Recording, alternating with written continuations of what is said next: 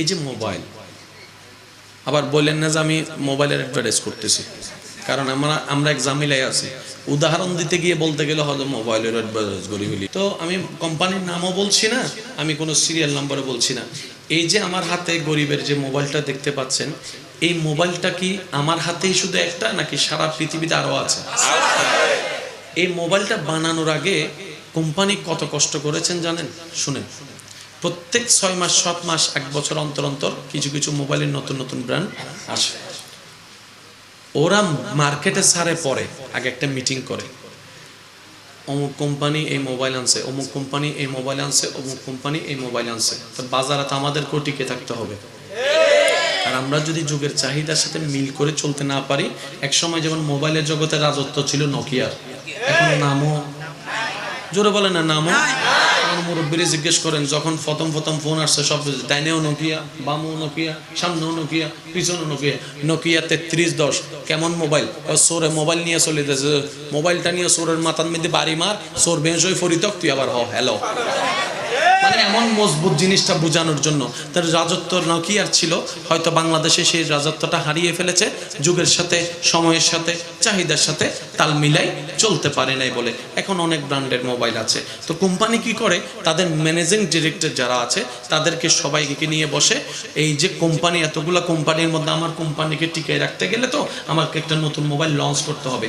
এখন সেই মোবাইলটা কেমন হওয়া উচিত, কী রকম হলে ভালো হয়, কি ফিউচার হলে ভালো হয়, ক্যামেরা কেমন হলে ভালো হয়, তোমরা একটা ডিজাইন করো, 100 জনের মতো ডিজাইন করো, তারপরে সেটা ম্যানেজিং বোর্ডের মধ্যে যাবে। 100 জনেরটা যার মধ্যে পছন্দ হবে তারটাই আমরা ডিজাইন করব, তারটাই আমরা প্রসেসিং করব। অনেক লম্বা প্রসেসিং করে তারপর একটা মোবাইল মার্কেটে আসে। 100 জনের মতো স্টাইল করলো, কেউ ক্যামেরা এদিকে দিল, কেউ ক্যামেরা ওদিকে দিল, কেউ কালার এটা দিল, কেউ কালার ওটা, যার যার মতো করে সে। এখন সবার একটা জিনিস মাথায় রাখতে হবে, আমার ডিজাইনটা যেন আগের কোনো ডিজাইনের সাথে না মিলে। কারণ আগের ডিজাইনের সাথে মিলে গেলে মানুষ বলবে যে এটা নিয়ে লাভ কি, এটা তো পুরান, এটা নিয়ে তো কোনো লাভ। যেমন ইদানিং কথা চলতেছে 14 Pro Max আর 15 Pro Max নিয়ে একটা কথা চলতেছে। আহামরি তেমন পার্থক্য না, শুধু জুমের ক্ষেত্রে 14 এর মধ্যে 3 পর্যন্ত আর 15 এর মধ্যে 5 পর্যন্ত। তো 2 এর জন্য তো আবার নতুন করে কিনে আরেকটা বিক্রি করার তো কোনো দরকার নাই, আগেরটাই ভালো আছে। তো আমি বোঝানোর জন্য বলছি, কষ্ট নিচ্ছেন না তো আমার কথায় না? তো এইবার ওই কোম্পানি এত জনের মাথা খাটিয়ে টেনশন চিন্তা করে করে করে করে করে করে করে একটা ডিজাইন সিলেক্ট করছে। ওই ডিজাইনটাই শেষ পর্যন্ত সারা পৃথিবীতে এই ব্র্যান্ডের এই সিরিয়ালের মোবাইলটা বের হয়েছে। আমারটাও যেমন ওই আমেরিকার কাছে এই সিরিয়াল যার কাছে মোবাইল আছে, সেম টু সেম কোনো 100 জনের কাছে থাকা মোবাইল একই সিরিয়ালের একটা এক এক রকম নয়, সবারটা একরকম, সবারটা একরকম, সবারটা কারোর সাথে কারো চেহারার কোনো মিল। কিন্তু দেখেন আমরা সবাই মানুষ, কারো চেহারার সাথে কারো চেহারার মিল নেই। আমার মনে হয় সুবহানাল্লাহ আওয়াজটা একটু বড় হবে। যারা বলে স্রষ্টা নাই, আমি তাদের কাছে শুধু একটা জিনিস জানতে চাই, পৃথিবীর বুকে 1 কোটি রোবট একই মডেলের 1 কোটি রকম হয় না। এই ক্যামেরাগুলো আমি নামও জানি না, সিস্টেমও জানি না। এই কোম্পানি একটা ক্যামেরা বের করে নাই, 1000টা বের করেছে। আজকে যে ক্যামেরাটা হয়তো আমাদের চোখের সামনে, একই ক্যামেরাটা হচ্ছে আমেরিকার আরেকজন মানুষের কাছে হতে একই ব্র্যান্ডের একই নাম সিরিয়াল থাকতে পারে। আজকে শুধু আপনি আমার দিকে তাকান, এই স্টেজে যারা আছে তাদের দিকে তাকান, স্টেজে যারা আছে আমরা আপনাদের দিকে তাকাই, দেখেন একটা চেহারা কারোর সাথে কারো মিল নাই। এবার যদি প্রশ্ন হয় ভিন্ন ভিন্ন মায়ের সন্তান বলে, আমি শ্রদ্ধার সাথে বলি, তাহলে এক মায়ের সন্তানগুলোকে দেখেন না, এক মায়ের সন্তানগুলোকে দেখেন, এক বাবার সন্তানগুলো দেখেন। বড়টার চেহারা একরকম, মেজোটার চেহারা একরকম, ছোটটার চেহারা একরকম। বলে যে না, যেহেতু সময়ে সময়ে এক এক সালে হয়েছে তাই হতে পারে।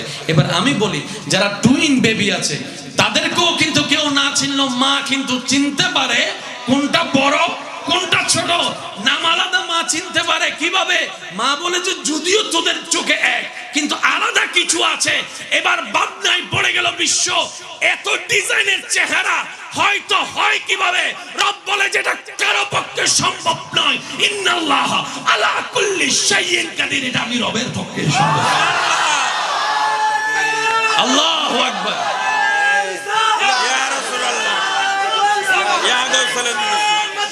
জিন্দাবাদ জিন্দাবাদ। আমি বেশি কষ্ট দিয়ে দিচ্ছি মনে আপনাদেরকে না? আসুন আজকে আমরা কিছু বোঝার চেষ্টা করি। তবে মোবাইল রেখে দিলে মনোযোগ ভালো আসবে আপনাদের। কারণ হয় কি, মোবাইল সামনে থাকলে আপনাদের মনোযোগ ওদিকে চলে যায়। জি জি। হ্যাঁ, কারণ এই জিনিসটা হয়তো আপনারা ওই মিডিয়ার মাধ্যমে কালকেও শুনতে পাবেন, কিন্তু কালকে শোনার আজকে শোনার মধ্যে কিছু বেশ কম আছে। কালকেরটা হয়তো কানে লাগবে, আজকেরটা দিলে লাগবে যদি আপনি চান। আর পরিবর্তন হওয়ার জন্য কানের দরকার নাই, দিলের দরকার আছে। আমি সবাই অনুরোধ করব, যারা নিজেদের পরিবর্তন চান বলে মনে হয় তারা মনোকান দিয়ে শোনার চেষ্টা করবেন। আর যারা শুধু এমনি দেখতে এসেছেন দেখে যান, সমস্যা নাই। আল্লাহ এত দয়াবান, দেখলেও সওয়াব দেয়, শুনলেও সওয়াব দেয়, ঠিক না? আল্লাহ কাউকে বঞ্চিত করে না। যে রবের দরবারে আসে সে কিছু না কিছু পেয়ে যায়, ঠিক না? শব্দটার সাথে কম বেশি আমরা সবাই পরিচিত আছি। এই যে আল্লাহর কুদরত, এটা আল্লাহর কুদরত। আল্লাহ আসলে আল্লাহর কুদরত জিনিসটা কি? লাল নাকি সাদা, লম্বা নাকি বাটি, মোটা নাকি চিকন, বোঝার দরকার আছে। পানিটা মিষ্টি কিসের কারণে বুঝলাম? হাতের কারণে নাকি জিহ্বার কারণে? জিহ্বার কারণে। লাল নাকি সাদা? চোখের কারণে। চোখের কারণে। কণ্ঠটা কি ভারী নাকি সফট? কানের কারণে। সুগন্ধ নাকি দুর্গন্ধ? গরম নাকি ঠান্ডা? এগুলো মনে থাকবে ইনশাআল্লাহ।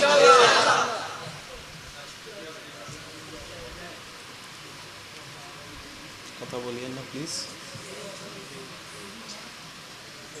এবার আমি বলবো, আপনারা শুধু গুনবেন। গন্ধ, সুগন্ধ নাকি দুর্গন্ধ? জিনিসটা বলেন না। সুন্দর আওয়াজ নাকি কর্কশ আওয়াজ?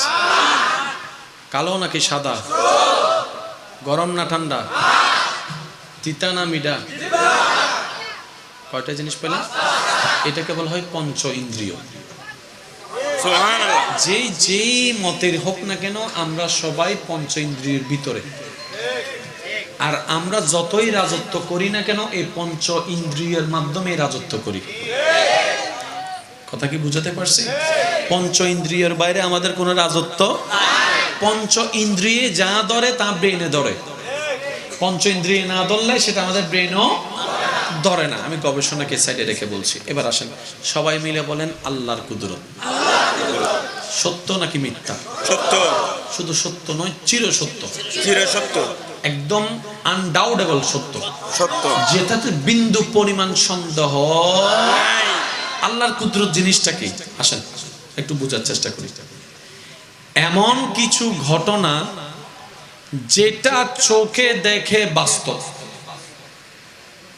কিন্তু সেটা কিভাবে ঘটেছে চোখের কাছে কোনো উত্তর নাই, হাতের কাছে কোনো উত্তর নাই, নাকের কাছে কোনো উত্তর নাই, জিহ্বার কাছে কোনো উত্তর নাই, ব্রেইনের কাছে কোনো উত্তর নাই, কম্পিউটারের কাছে কোনো উত্তর নাই, কিন্তু ঘটনা বাস্তব, ঘটনা সত্য।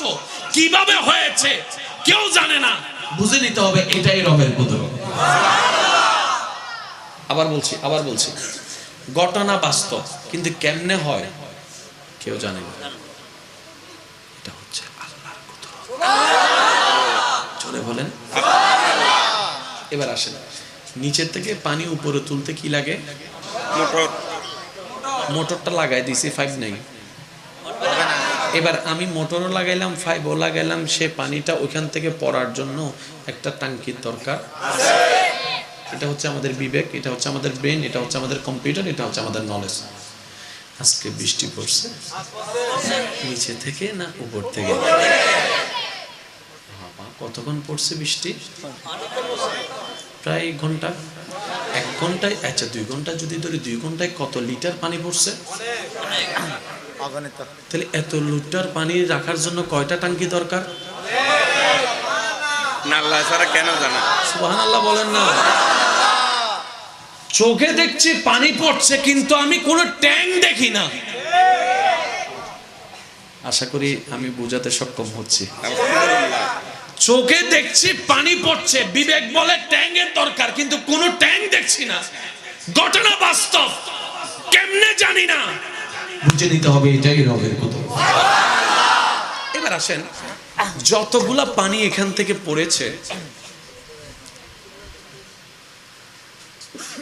আপনারা আমাদের ভবিষ্যৎ, আপনাদের আরো বেশি মনোযোগ দিয়ে শুনতে হবে। এই মাহফিল আজকে ওনারা যারা করতেছে সব বুড়ো হয়ে যেতেছে, আস্তে আস্তে দুর্বল হয়ে যাবে, এগুলো তো আপনাদেরই ধরে রাখতে হবে। আমি সেজন্য এখানে অনেক হয়তো কমিটির ভাইয়েরা থাকতে পারেন অথবা আমার আওয়াজ শুনছেন, আমি সবাইকে বলবো ছোটদেরকে একটু সুযোগ দিবেন, মাহফিলে বিভিন্ন কাজে লাগাবেন, ওদের কাছে এটা আনন্দ, এই আনন্দটাই তাদের বন্ধুত্ব হয়ে গেলে আপনাদের পরবর্তী দেখবেন যে তারাই এই মসজিদের খেদমত, মাহফিলের খেদমত, বিভিন্ন সমাজ সংগঠনের সেবামূলক খেদমত তারা করতে থাকবে। হাতে ধরে শিখাই দিলে মানুষ ভুলে না, আদেশ দিলে মানুষ ভুলে যায়, ঠিক না? কিন্তু হাতে ধরে যদি শিখাই দেয় এটা কিন্তু সহজে মানুষ ভুলে না। আমার সময় কিন্তু আর বেশিক্ষণ নাই, বিরক্ত হচ্ছেন আপনারা? বিরক্ত হচ্ছেন কোনো?